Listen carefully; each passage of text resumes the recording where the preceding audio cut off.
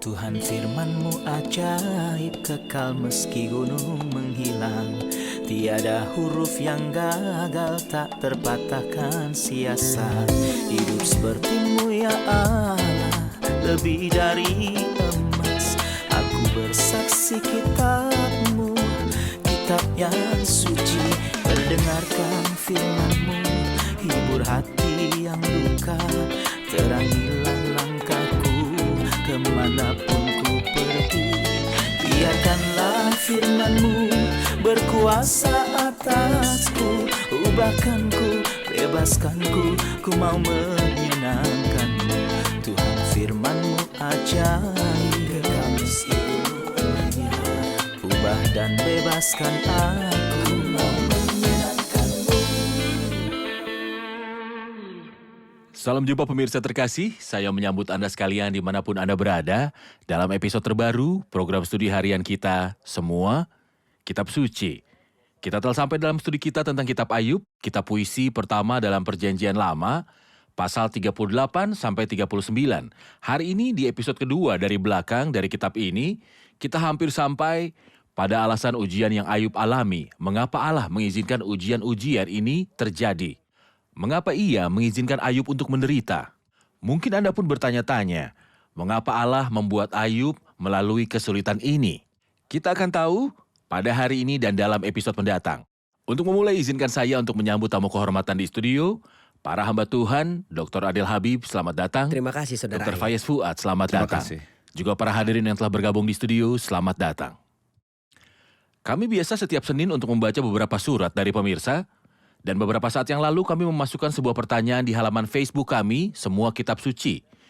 Kami menulis mewakili apakah kitab Ayub bagi Anda. Banyak orang telah mengirimkan jawaban mereka. Kami telah membacanya di minggu-minggu sebelumnya. Hari ini saya akan membacakan beberapa jawaban lainnya. Hani Mamdau berkata, hanya dari kata orang saja aku mendengar tentang engkau, tetapi sekarang mataku sendiri memandang engkau. Yosef Wagif berkata, itulah kitab kesabaran. Nosa El Nagah berkata, sebuah kitab yang menakutkan, yang menyingkapkan, rahasia-rahasia manusia, kitab misteri yang membingungkan, dan jawaban untuk misteri ini. Magda Nabil Nasif Marcos berkata, karena dialah yang melukai tetapi juga yang membebat. Dialah yang memukuli tetapi yang tangannya menyembuhkan pula. Ia membimbing orang-orang yang rendah hati menurut hukum dan mengajarkan jalannya kepada orang yang rendah hati. Lamis Hazan berkata, memecahkan problem Ayub tentang sikap sok benar. Edward Zaka berkata, pekerjaan penjunan dalam bejana.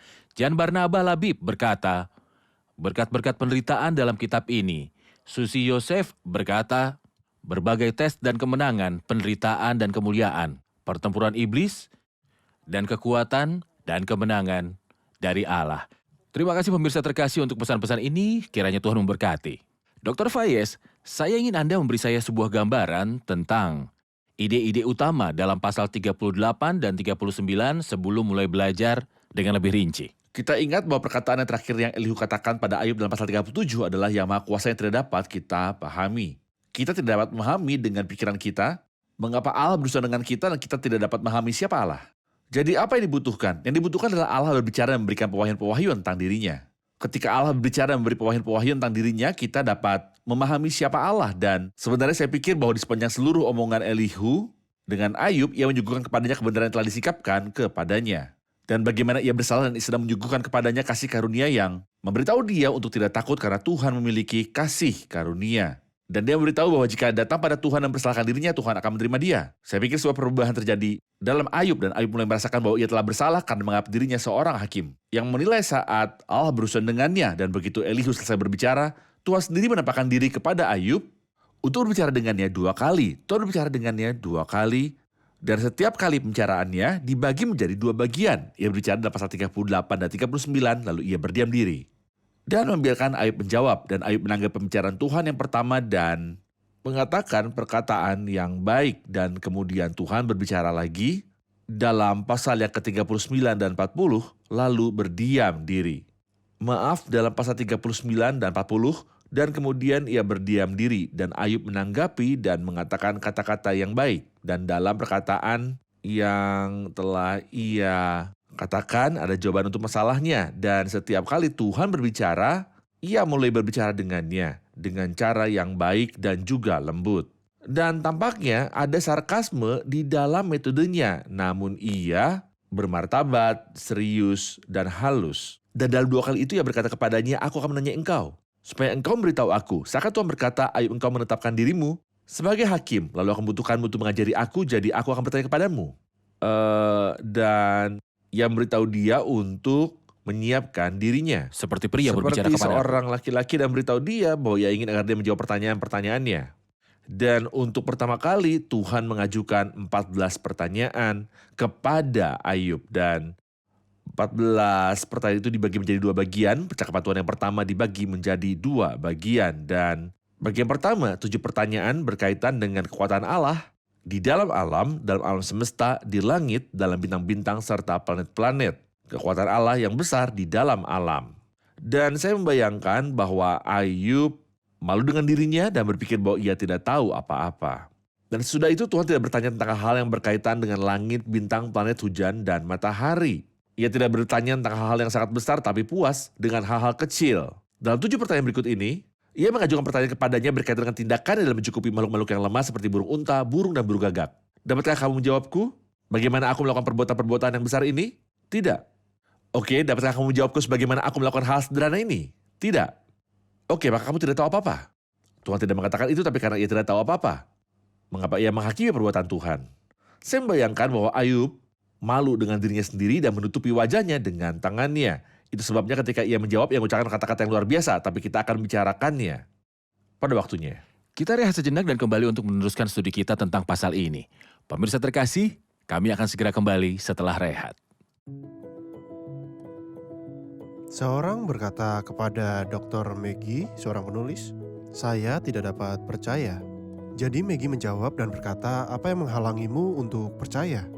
Tidakkah kamu percaya bahwa Kristus telah mati bagimu dan dibangkitkan?" Orang itu menjawab, "Ya, saya percaya. Tetapi saya tidak memahami ciptaan dan saya tidak memahami bagaimana Yunus tinggal di perut ikan. Dan saya tidak memahami Bahtrano dan keajaiban-keajaiban Kristus."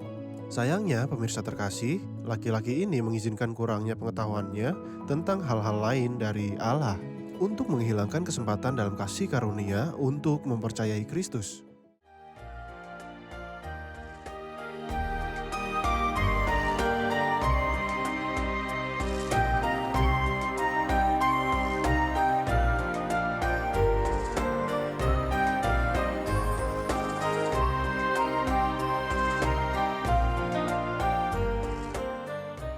Kami telah kembali pemirsa terkasih, mari kita lanjutkan studi kita dalam pasal 38 dan 39. Dr. Faya, sebelum rehat kita telah berbicara tentang ayat-ayat dari 1 sampai 7. Berikutnya mohon berikan kami sebuah gambaran tentang ayat-ayat dari 8 sampai 15. Sebenarnya dalam ayat ini Tuhan sedang bertanya atau mengangkat 3 topik kepada Ayub seakan-akan ia menanyakannya. Dan tentunya seperti sudah kami katakan sebelum rehat bahwa metodenya itu sarkastik tapi sarkastik yang bermartabat untuk membuat Ayub merasakan rujukan dari situasi itu. Dan saat ia menghakimi Tuhan memutuskan untuk mengajukan 7 pertanyaan kepadanya. Jadi dalam ayat-ayat dari 8-15 ada 3 topik yang Tuhan tanyakan. Hal pertama adalah dasar-dasar bumi. Ia bertanya kepada Ayub di mana dia berada pada saat ia meletakkan dasar-dasar bumi. Itulah topik pertama. Di manakah engkau? Dasar-dasar bumi dari ayat 4-7. Topik kedua adalah batas-batas laut dari ayat 8 sampai 11. Ia bertanya padanya apakah ia tahu bagaimana ia mengendalikan batas-batas laut dan mengapa laut tidak keluar membanjiri daratan dan menenggelamkannya. Ia bertanya padanya bagaimana ia menetapkan batas-batas laut. Ketika aku berfirman, sampai sini bolehlah engkau datang, jangan lewat. Di sini gelombang-gelombangmu yang congkak akan dihentikan, hanya sampai di sini. Ia bertanya padanya apakah ia tahu bagaimana ia mengendalikan semua itu? Tidak. Topik ketiga adalah pergantian siang dan malam dan ia bertanya kepadanya, apakah ia dapat menjelaskan bagaimana hal ini dilakukan? Dan jawabannya adalah tidak. Karena jawabannya adalah tidak, dan karena manusia tidak tahu bagaimana melakukan apapun, mengapa kita menghakimi Tuhan? Dan setelah itu Tuhan terus mencecernya dan bertanya tentang topik-topik yang ia angkat dan pertanyaan yang telah ia ajukan. Sebelum beralih ke Dr. Adel, saya mempunyai sebuah pengamatan dalam bagian 16-38. Percakapan tentang bumi dalam ayat 14 menarik perhatian saya. Bumi itu berubah seperti tanah liat yang dimateraikan. Segala sesuatu berwarna seperti kain. Di sini ia sedang membicarakan tentang masalah pergantian siang dan malam ketika ia berkata, orang-orang jahat melakukan perbuatan jahat di malam hari ketika terang menghilang. Namun ia menyebut malam dan siang dalam bentuk suatu yang disebut tanah liat yang dimateraikan. Tanah liat yang dimateraikan adalah sesuatu yang berbentuk lingkaran dan sungguh, rotasi bumi mengelilingi matahari membuat adanya musim-musim dan pergantian rotasi bumi seputarnya membuat malam. Siapakah yang mengetahui semuanya ini? Saya pikir ini adalah sebuah bukti yang sangat kuat tentang inspirasi kitab suci yang menunjukkan kepada bentuk bumi yang bulat dan rotasi bumi serta pergantian malam dan siang dan pergantian musim-musim. Ribuan tahun sebelum ilmu pengetahuan menemukan hal-hal ini. Dr. Adel berbicara tentang apakah ayat-ayat dari 16 sampai 38. Saudara Fayez tadi menyebutkan ada 7 topik dalam pasal ini yang menunjukkan urusan-urusan Allah dalam penciptaan. Juga berbicara dalam ayat-ayat sebelumnya tentang 3 diantaranya. Lalu dari ayat 16 sampai 38 melengkapi 7 rangkaian dan semuanya memberitahu kita tentang 4 topik lainnya. Dari ayat 16 sampai 21 berbicara tentang kebesaran Allah dalam kedalaman-kedalaman yang belum dikenali. Tuhan telah berbicara tentang laut dan bahwa Ia dapat menentukan batas-batas untuk laut dengan firman-Nya. Namun ternyata ada lebih dari itu. Orang dapat melihat laut, namun ada hal-hal yang tidak dapat terlihat dengan mata. Segala sumber air di laut dan mata air yang dalam. Dan saat Tuhan ingin menggunakan mata air yang dalam, Ia gunakan semuanya. Dalam air bah pada zaman Nuh, ketika tingkap-tingkap langit dibuka dan segala mata air yang sangat dalam dibuka. Lalu kemudian dari ayat 22 sampai ayat 30, Ia berbicara tentang topik nomor 5 yang berkaitan dengan elemen-elemen. Ia berkata dalam ayat 22, apakah engkau telah masuk sampai ke perbendaharaan salju? Atau melihat perbendaharaan hujan batu? Sungguh aneh, apa salju punya perbendaharaan atau apakah hujan batu punya perbendaharaan? Ya, Tuhan punya perbendaharaan salju. Dan perbendaharaan hujan batu bahkan angin. Ia mengeluarkan angin dari dalam perbendaharaannya. Namun hal yang aneh bahwa Tuhan berkata ia punya perbendaharaan salju dan hujan batu. Mengapa? Ia berkata yang kusimpan untuk masa kesesakan dan waktu pertempuran dan peperangan.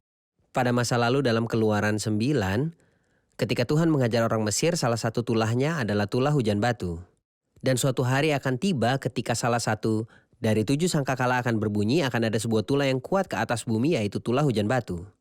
Lalu kemudian ayat-ayat dari ayat 31 sampai ayat 33, saudara ayat, membicarakan topik yang ke-6, berkaitan dengan benda-benda langit. Ia berkata kepada Ayub, dapatkah engkau memberkas ikatan bintang Kartika dan membuka belenggu bintang belantik? Lalu ia berbicara tentang bintang biduk dengan pengiring-pengiringnya.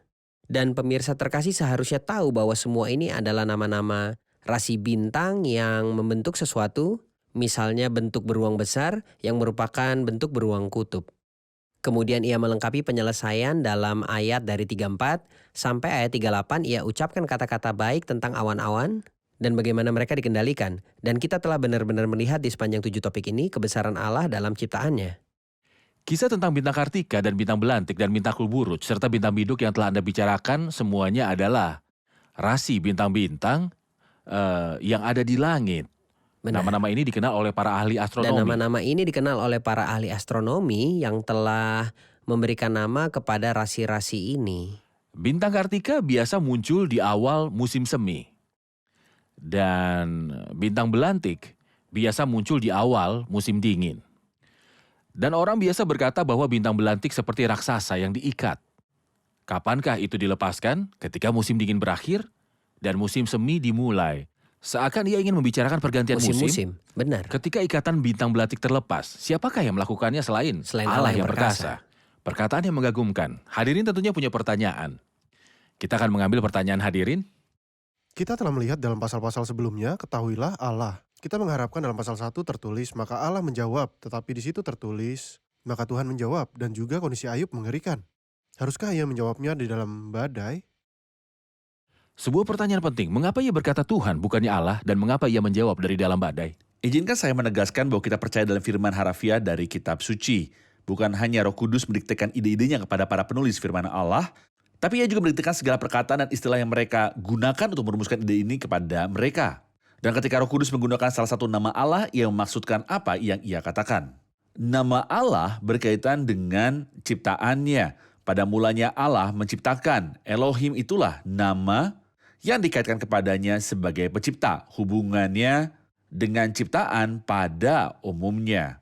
Tapi ketika ia berbicara tentang Allah dalam hubungannya dengan manusia sebagai Allah perjanjian yang setuju untuk masuk ke dalam suatu hubungan dengan manusia, ia tidak memakai nama Allah sang pencipta, tapi ia memakai nama Yehova yang adalah Tuhan. Dan di sini ia berbicara tentang ia berurusan dengan salah satu orang percaya yang salah yang ia kasihi dan saksikan dalam pasal 1. Jadi ia tidak sedang berurusan dengannya sebagai Allah sang pencipta, tapi sebagai Allah perjanjian, Allah yang setia yang sepakat untuk masuk ke dalam sebuah hubungan dengannya. Itulah sebabnya ia menggunakan istilah Tuhan. Memang, dan juga nyata bahwa dalam pasal 1 dan 2, sebelum datangnya sahabat-sahabat Ayub dan sebelum mereka memutarbalikkan gambarannya, istilah-istilah yang disebut tentang Allah adalah bahwa dialah Tuhan. Ya, Allah perjanjian. Namun mulai dari pasal 3 sampai 37, semua percakapan adalah tentang El Shaddai, Allah yang Maha Kuasa yang mampu melakukan apapun. Jadi seakan-akan Allah menyesuaikan dan menyatukan kembali perkara-perkara seolah ia mengatakan bahwa meskipun ia adalah Allah yang Maha Kuasa, tetapi ia juga Allah perjanjian yang berbicara pada Saya Ayub. ingin Benar. menjawab bagian kedua dari pertanyaan saudara Atef. Mengapa Tuhan berbicara dalam badai? Mengapa tidak dengan suara yang lembut dan tenang seperti ketika ia berbicara dengan Elia? Karena badai cocok dengan cara yang Tuhan inginkan untuk memperkenalkan dirinya kepada Ayub. Ia perkenalkan dirinya sebagai yang besar dan maha kuasa sehingga ia tahu bagaimana cara terbaik untuk apa yang akan terjadi. Dan ada sebuah tambahan saudara Adel, yaitu bahwa kekuatan angin badai dapat menerbangkan jubah yang Anda pegang, dan ia sedang memegang jubah kebenaran diri sendiri. Jadi ia tidak membutuhkan suatu suara yang lembut, melainkan ia membutuhkan Angin badai. untuk mengambil pegangannya pada jubah ini. Dr. Fayez, kita masih di pasal 38 dari ayat 39 sampai ayat 8 pasal 39. Dan kami perlu Anda untuk memberitahu kami tentang ide-ide utamanya. kami telah berkata bahwa percakapan Tuhan yang pertama dibagi menjadi 2 bagian. Kita dapat berkata bahwa bagian pertama terdiri dari 7 pertanyaan atau 7 topik. Tuhan berkata kepada Ayub, aku akan menanyai engkau supaya engkau memberitahu aku. Ia menghakimi Tuhan sehingga ia bertanya kepadanya, aku akan menanyai engkau supaya engkau memberitahu aku. Dan 7 serangkaian yang pertama berkaitan dengan keperkasaan Allah dalam memelihara ciptaan. Dan sudah ia mengatakan 7 serangkai, ia beralih ke dalam topik lain yang adalah kecukupan dari Allah bagi makhluk-makhluk yang lemah. Ayub tidak mampu menjawab pertanyaan yang berkaitan dengan topik besar sehingga Allah mulai berbicara tentang hal yang kecil. Dan ia berbicara tentang 7 hal. Dan yang bertanya kepadanya apakah ia tahu siapa yang memelihara makhluk-makhluk lemah dan tak berdaya ini. Dan ia berbicara padanya tentang 7 topik. Misalnya dalam ayat yang ke-39 sampai 41 dalam pasal yang ke-38. Ia berbicara kepadanya tentang siapakah yang memelihara singa-singa muda dan anak-anak burung gagak. Dan ia memilih yang terkuat dalam kerajaan hewan dan yang terlemah dalam kerajaan burung. Siapakah yang memelihara singa-singa muda dan anak-anak burung gagak? Apakah Ayub tahu? Tidak. Ia tidak tahu dan ia tidak dapat mengatakannya. Lalu ia berhenti berbicara tentang singa-singa muda dan bertanya tentang kambing-kambing gunung liar dari ayat 1 sampai ayat yang keempat dalam pasal 39. Apakah engkau mengetahui waktunya kambing gunung beranak atau mengamati rusa waktu sakit beranak? Apakah engkau mengetahui waktunya kambing gunung beranak atau mengamati rusa waktu sakit beranak? Dapatkah kamu memberitahuku? Tidak. Lalu ia bertanya kepadanya tentang hal ketiga, siapakah yang mengumbar keledai liar? Dalam 7 serangkai ini 3 kali dikatakan tentang kerajaan hewan bahwa mereka tertawa dan bergirang. Kita bisa melihat kebiasaan hewan-hewan. Keledai liar tertawa dan kita membaca selanjutnya bahwa burung unta juga tertawa dan kemudian kuda tertawa. Ada sukacita yang memancar dalam kerajaan hewan dan tidak ada duka cita. Hal yang sangat aneh. Kita satunya memiliki duka cita. Ya, Burung-burung tidak mempunyai duka mereka cita. tidak khawatir hari esok.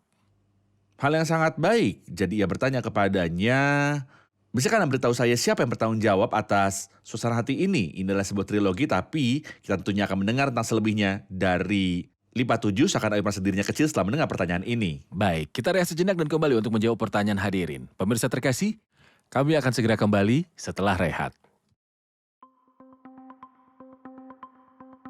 Anda kehilangan sebuah kesempatan yang sangat besar karena inilah satu-satunya kitab di mana Allah menyingkapkan hal-hal tentang dirinya kepada kita. Ia memberitahu kita di dalamnya secara rinci tentang segala hal yang ia kehendaki dari kita dan segala hal tentang dirinya. Jika Anda ingin memulihkan hubunganmu dengan Dia, ikutilah Dia dalam segala hal.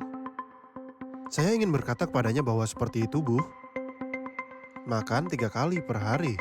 Roh dan jiwa juga perlu makan dan makanannya adalah firman Tuhan.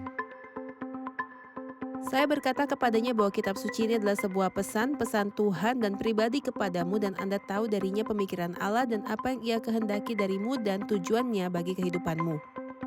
Jauh dari kitab suci adalah kerugian terbesar dalam hidup. Tidak ada kitab di dunia yang tetap baru setelah dibaca ribuan kali. Itulah satu-satunya kitab yang mengubah hidup manusia menjadi lebih baik.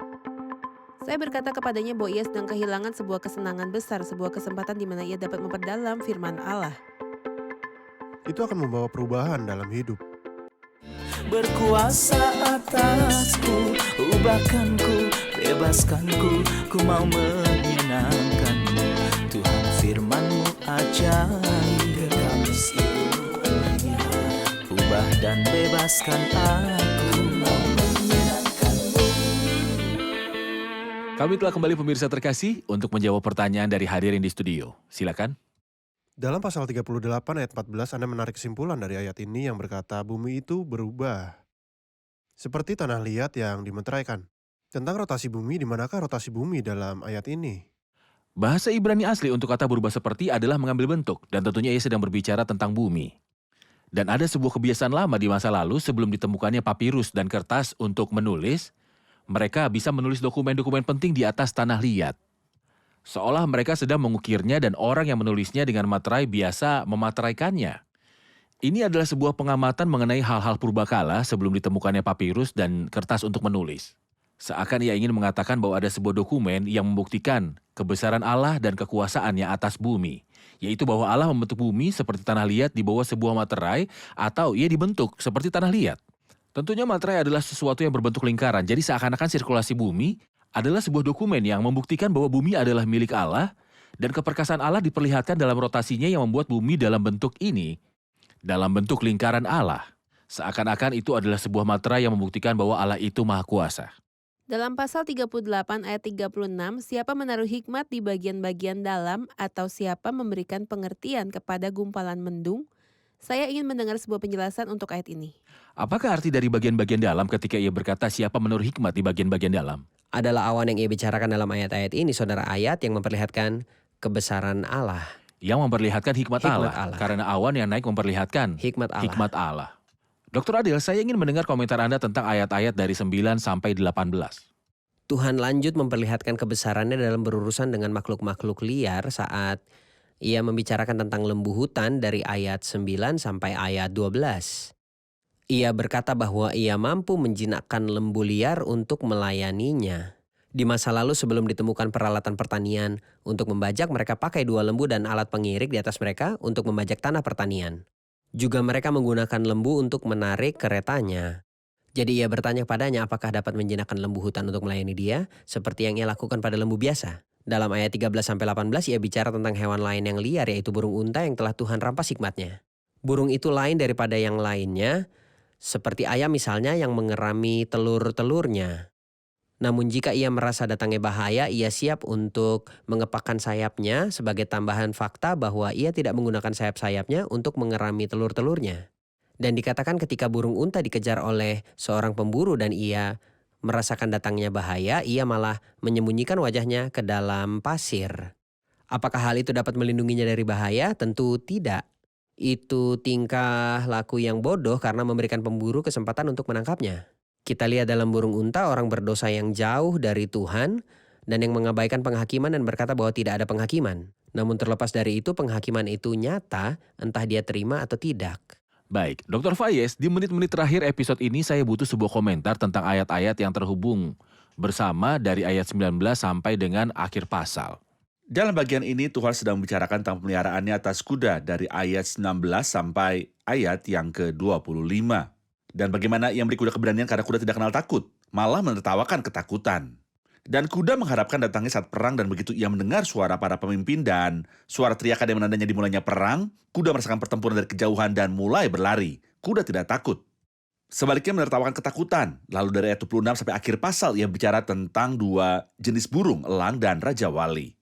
Siapa yang mengendalikan elang Raja Wali? Siapa yang merawat anak-anaknya yang masih kecil? Siapakah yang memimpin mereka ketika mereka berada di udara? Apakah mereka memiliki navigator atau radar? Apakah yang mereka miliki untuk membuat mereka dituntun seperti itu dan tidak tersesat selama perjalanan mereka? Siapakah yang mengarahkan mereka hingga tidak tersesat? Jawaban untuk 14 pertanyaan ini adalah bahwa saya tidak tahu apapun sama sekali mengenai ini. Benar sekali, ya. Terima kasih Tuhan memberkati. Kita akan melanjutkan pembicaraan kita di episode berikutnya dan yang terakhir dalam kitab Ayub. Terima kasih, sampai jumpa lagi di episode berikutnya. Pemirsa terkasih, dalam ayat-ayat yang terdapat dalam 2 pasal yang telah kita pelajari hari ini, kebesaran Allah dalam ciptaan diperlihatkan. Tetapi juga Allah telah memberi kita 2 contoh tentang makhluk hidup, yaitu contoh tentang burung unta dan contoh tentang Raja Wali. Ia berkata tentang burung unta, saya burung unta berkepak-kepak. Burung unta yang mempunyai 2 sayap yang dikepak-kepakan sepanjang waktu, tetapi dia tidak bisa terbang. Dan ini memberitahu saya tentang orang-orang yang pergi ke gereja dan kembali dari gereja tanpa diubahkan. Atau orang yang terus berdoa sepanjang waktu tapi tidak diubahkan. Atau orang yang berkata bahwa mereka mengenal Tuhan dan menyembah Tuhan tetapi hidup mereka sama sekali tidak berubah. Saya burung unta mengepak-kepak. Dan jika burung unta terus mengepak-kepak selama puluhan tahun, dia tetap tidak bisa terbang. Pikirkanlah lagi mengapa perjalananmu, persahabatanmu, dan doa-doamu tidak mengubahkanmu. Anda mungkin berdoa dengan salah, Anda mungkin menyembah dengan salah, Anda mungkin religius. Sayap-sayapmu membuatmu berdiri di tempatmu tanpa terbang. Saya mengundang Anda hari ini untuk tidak menjadi seperti burung unta yang tidak berguna tetapi Raja Wali. Raja Wali yang terbang tinggi dan mendirikan sarangnya di ketinggian dan memandang ke arah matahari. Yang anak-anaknya mengkonsumsi darah.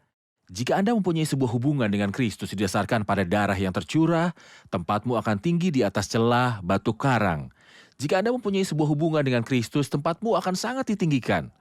Tanpa suatu hubungan dengan Kristus, Anda akan menjadi seperti burung unta. Anda akan terus mengepak-gepak sepanjang hidupmu, tetapi Anda tidak akan terbang. Pilihlah sekarang, Anda ingin menjadi burung unta atau Raja Wali. Bersama Kristus, Anda akan terbang tinggi. Bukan hanya membuat sarangmu di celah batu karang, tetapi ketika Anda menerima Kristus, Anda akan menjadi salah satu anak Allah. Dan tempatmu, patungmu, serta rumahmu ada di surga. Saya akan menjumpai Anda di episode selanjutnya dan yang terakhir dari kitab Ayub, untuk melihat bagaimana Ayub akan menanggapi Tuhan. Akankah ia masih merengek dan menolak, atau apakah yang akan ia katakan pada Tuhan? Kita akan berjumpa di episode selanjutnya. Tuhan besertamu.